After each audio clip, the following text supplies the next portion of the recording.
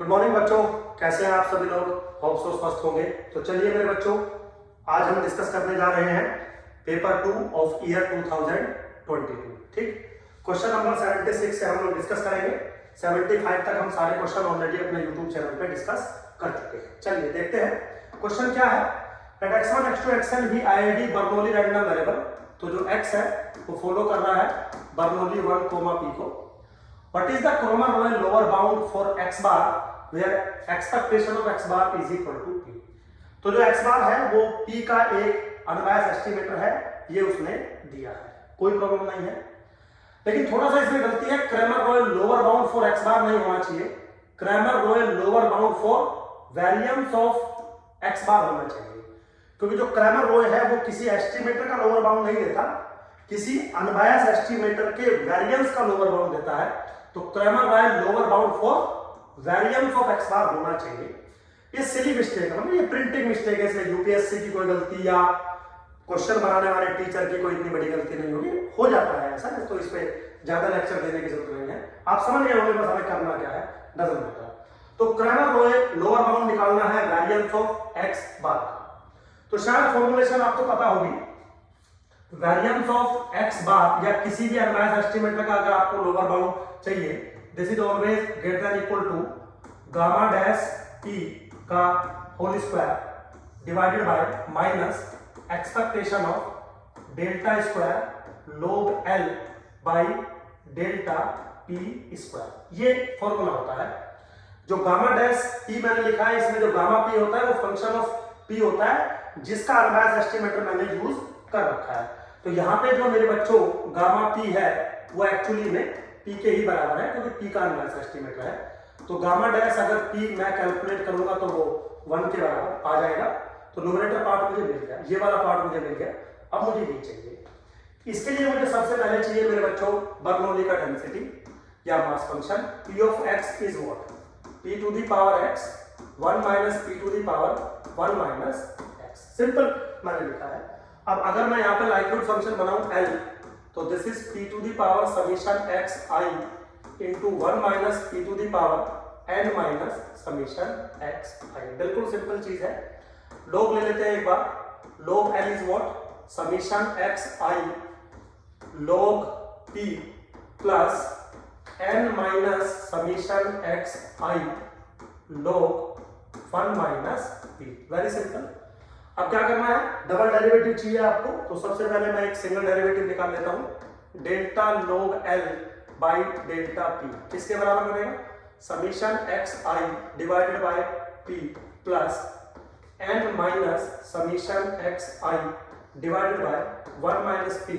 और जब आप इसको माइनस करेंगे तो यहाँ पे जो एक सिंबल आ जाएगा वो माइनस कर देगा। ठीक, अगेन अगर आप इसका दोबारा डेरिवेटिव करें तो delta square log l by delta p square is minus summation x i divided bye p square. ठीक है, माइनस इसको भी मैं छोड़ रहा हूं, n minus summation x i divided by 1 minus p का होल स्क्वायर, और ये माइनस सिंबल ही यहाँ पर रहेगा।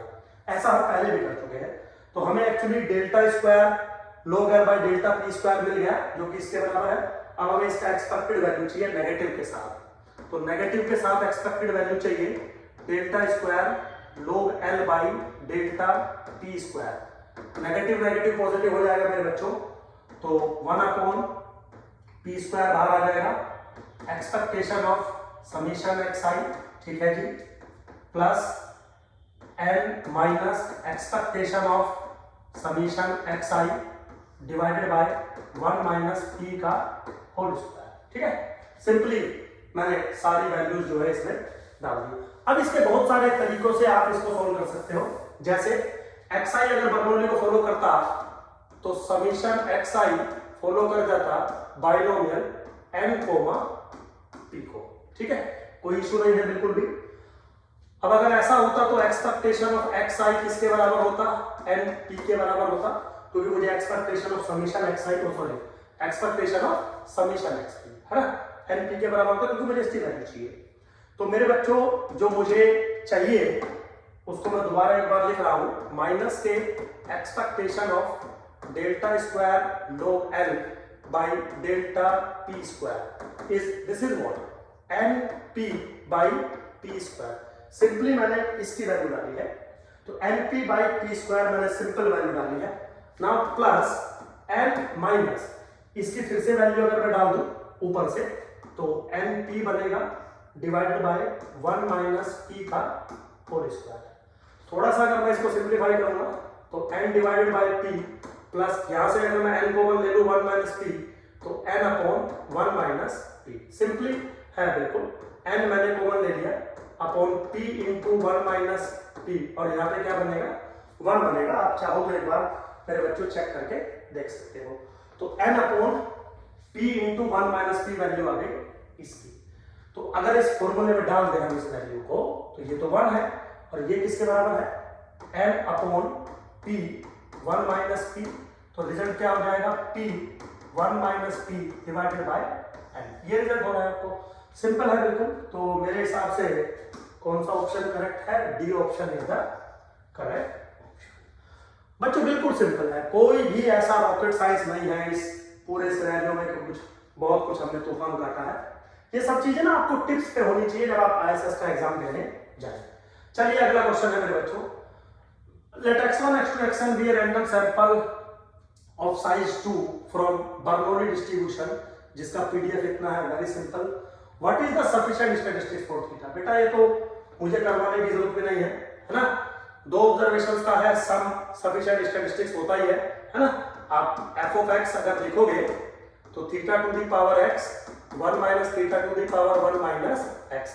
अगर यहाँ पे आप लाइक्लीहुड फंक्शन निकालेंगे तो theta two the power summation x i goes from 1 to 2, 1 minus theta two the power 2 minus summation x i goes from 1 to 2 है ना, इनटू 1 कर दीजिए तो summation i goes from 1 to 2 xi which is what x1 plus x2 is sufficient for theta. Simple है बिल्कुल, कोई इसमें तो कोई क्वेश्चन में था ही नहीं, ये तो टिप्स पे हो गए होंगे आप क्वेश्चन में अकॉर्डिंग। चलिए जी आगे चलते हैं, ज्यादा टाइम वेस्ट नहीं करते हैं। क्वेश्चन नंबर है 78, late x1 x2 xn be id random variable with common PDF। क्या दिया है, discrete uniform 1 upon n, xi will take value k goes from 1 to n, ठीक है, और i goes from 1 to n, मतलब एक discrete uniform random variable है xi जिसकी n वैल्यूज है 1 से लेके n तक, सबकी प्रोबेबिलिटी सेम है। यहां से उसने स्मॉल n ऑब्जर्वेशंस का एक सैंपल लिया है बेसिकली, तो x1 उसने लिया है, x2 उसने लिया है, डॉट डॉट xn उसने लिया है। x1 जो है वो डिस्क्रीट यूनिफॉर्म को फॉलो कर रहा है 1 2 3 2 n, ये भी डिस्क्रीट यूनिफॉर्म को फॉलो कर रहा है 1 2 3 2 n, ये भी फॉलो कर रहा है यूनिफॉर्म 1 2 3 2 n, मतलब सिंपल पूछा हुआ है, ठीक है। तो अगर आप कहें तो थोड़ा सा और लिख दूं मैं, probability that x1 is equal to k is 1 upon n, probability that x2 is equal to k is 1 upon n up to so on, probability that xn will take value k is 1 upon n, क्योंकि सारे के सारे uniform दिए हुए हैं। Question है what is the sufficient statistics for the family of joint probability mass functions Pn। बच्चों कुछ नहीं है, आपको सिर्फ कंफ्यूज करने के लिए उसने दिया है। तो उसने क्या कहा था कि पॉपुलेशन जो है वो डिस्क्रीट यूनिफॉर्म है और सैंपल लिया n यूनिट्स का। तो सबसे पहले तो joint density function, joint mass function या लाइक्लीहुड फंक्शन सेम बात है, तो एक्चुअली में यहाँ पे वो आपसे लाइक्लीहुड फंक्शन ही पूछ रहा है। तो likelihood function is what f of x1 into f of x2 dot dot into f of xn।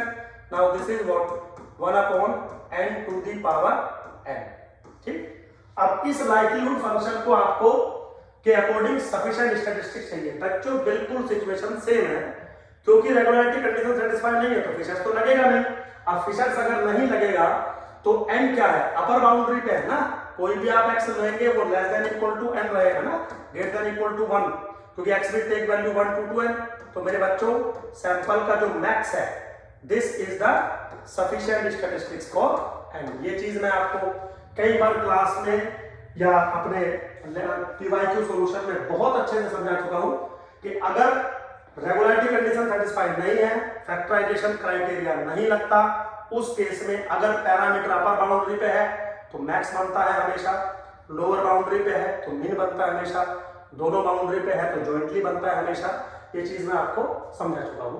तो बी ऑप्शन मेरे अकॉर्डिंग मेरे बच्चों करेक्ट ऑप्शन इसका होगा। सिंपल था क्वेश्चन, ऐसा कोई इसमें कोई रॉकेट साइंस नहीं थी।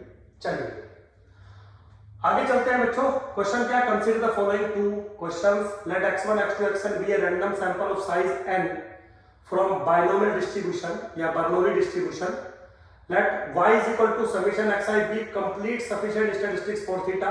यस होता है, बर्नौली के केस में समेशन xi जो होता है वो कंप्लीट भी होता है और सफिशिएंट भी होता है। अब वो कह रहा है कि UMBUE बताइए थीटा का, uniformly minimum variance unbiased estimator बताइए थीटा का। मेरे बच्चों कुछ नहीं करना है, बेहद आसान क्वेश्चन है। सबसे पहले तो जो y है आपके पास which is equal to summation xi, ये सफिशिएंट भी है कंप्लीट भी है। तो बाय क्रैमर लो इनइक्वालिटी अगर इसकी एक्सपेक्टेड वैल्यू आप निकाल लें तो uniformly minimum variance unbiased estimator आपको मिल जाएगा। तो ये किसको फॉलो करेगा? मेरे हिसाब से ये बाइनोमियल n कोमा थीटा को फॉलो करेगा, क्योंकि xi जो है वो बर्नौली को फॉलो कर रहा है। Very simple. अब अगर आप इसको गौर से देखें तो मैं कैसे कह सकता हूं, expectation of y is equal to n into theta. Now this is what, expectation of y by n is equal to theta, और y जो है सफिशिएंट है। तो सफिशिएंट एस्टिमेटर का अगर कोई फंक्शन अनबायस्ड एस्टिमेटर होता है तो वो कंफर्म MBUE होता है। सो means y by n is UMBUE for theta. बिल्कुल सिंपल था, कोई रॉकेट साइंस नहीं थी। अब UMBUE बताना है आपको थीटा स्क्वायर। बच्चों ये चीज मैं आपको पहले भी समझा चुका हूं। देखिए expectation of y by n theta के बराबर है, अनबायस्ड एस्टिमेटर है, सफिशिएंट एस्टिमेटर का फंक्शन है, तो ये MBUE है थीटा का। तो क्या मैं ये कह दूं कि y by n एस्टिमेटर है थीटा का? यस। लेकिन आपको MBUE थीटा का नहीं थीटा स्क्वायर का चाहिए। लेकिन कम से कम मैं ये तो कह सकता हूं ना कि y by n का होल स्क्वायर अगर मैं कर दूंगा तो वो एस्टिमेटर बनेगा थीटा स्क्वायर का। अब पॉइंट टू बी नोटेड, इसके अंदर y स्क्वायर इन्वॉल्व है तो y इन्वॉल्व है, तो this is the function of sufficient statistics ना। यस। अब आपको क्या करना है, इसकी एक्सपेक्टेड वैल्यू कैलकुलेट करनी है और कुछ करते हुए थीटा स्क्वायर के बराबर बनानी है। जो भी फंक्शन बनेगा वो कंफर्म आपका MBUE ही होगा। क्यों? क्योंकि वो सफिशिएंट स्टैटिस्टिक्स का एक फंक्शन बन रहा है। तो मेरे बच्चों वेरी सिंपल बिल्कुल। तो कहां से शुरुआत करनी है, ऐसा मैं पहले भी कई क्वेश्चनों में आपको बता चुका हूं। कहां से शुरुआत करनी है, expectation of y by n के होल स्क्वायर से शुरुआत करनी है। So this is 1 upon n square, expectation of y square. Now this is 1 upon n square. मेरे बच्चों expectation of y square is what? Variance of y plus expectation of y का whole square. ठीक है? Now this is what? 1 upon n square bracket. y किसको follow कर रहा है? Binomial n coma theta को। तो वेरिएंस ऑफ y किसके बराबर होगा? n p q n theta 1 minus theta plus expectation of y n square और थीटा स्क्वायर। ये किसके बराबर चल रहा है? ये चल रहा है expectation of y square divided by n square के। इससे ये कैंसिल आउट हो गया। क्या मिला? Expectation of y square is equal to मेरे बच्चों n theta minus n theta square plus n square theta square. मेरे बच्चों जैसे आप इसको सॉल्व करोगे, expectation of y minus 1 divided by n minus 1 is equal to theta square बन जाएगा। ठीक, तो देखिए ना y इसके अंदर इन्वॉल्व है, y सफिशिएंट स्टैटिस्टिक्स है, so this is the function of sufficient statistics which is also sufficient statistics and इसकी एक्सपेक्टेड वैल्यू थीटा स्क्वायर के बराबर है। इसका मतलब by Lehmann Scheffe theorem this is uniformly minimum variance unbiased estimator for theta square. तो मेरे बच्चों question का जो आंसर होना चाहिए वो B option is the correct option. बिल्कुल सिंपल था बच्चों, कोई इसमें डाउट या कंफ्यूजन नहीं है। तो चलिए खैर, हमने सारे के सारे क्वेश्चन मेरे बच्चों पेपर 2 ऑफ ईयर 2022 आपके साथ डिस्कस कर लिए। पेपर 2 2023 भी हम डिस्कस कर चुके हैं। पेपर 1 हम डिस्कस कर चुके हैं फुली 2023, 2022, 2021। ठीक है, अब हमारा जो नेक्स्ट वीडियो आएगी वो पेपर 2 2021 की वीडियो आएगी। फिर उसके बाद हम जो बाकी ईयर्स बचे हुए हैं वो हम डालते रहेंगे, एकदम से नहीं डाल सकते हैं वीडियो। चलिएगा, होप सो बच्चों आपको हमारी मेहनत पसंद आ रही होगी। Thank you very much.